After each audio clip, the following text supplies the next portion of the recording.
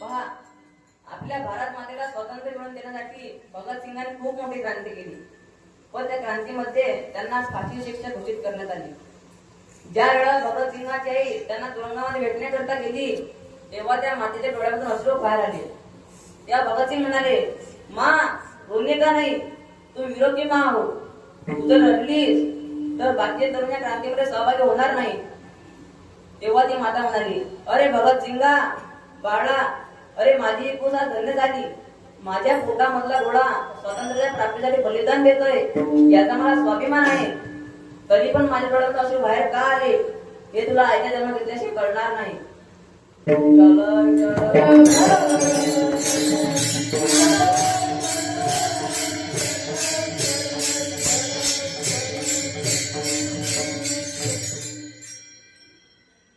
मी एका क्रांतिकाराची आई म्हणून रडत नाही, तर एका मुलाची आई म्हणून रडते रे बाळा.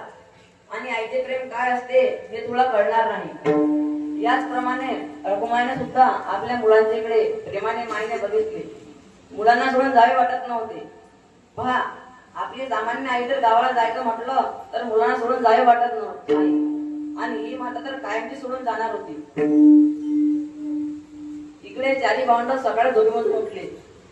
आई वडील निघून गेले हे पाहून छोटीशी मुक्ताबाई मोठ्याने आई बाबा असे म्हणत मोठ्याने आक्रोश सुरू केला. आपल्या मुलांचा छळ थांबवण्यासाठी विठ्ठलपंतांनी व रुक्मिणी मातेंनी ध्यानचा प्रायश्चित घेतले, तरी मात्र त्यांचा छळ थांबला नाही. त्यांच्या होत असलेला छळ मात्र सुरूच होता. एका दिवशी ज्ञानेश्वर महाराज गावामध्ये भिक्षा मागण्याकरता गेले असताना काही गरजे भिक्षा मागून तिथून परत येत असताना मध्ये विठोबा केसर भेटला.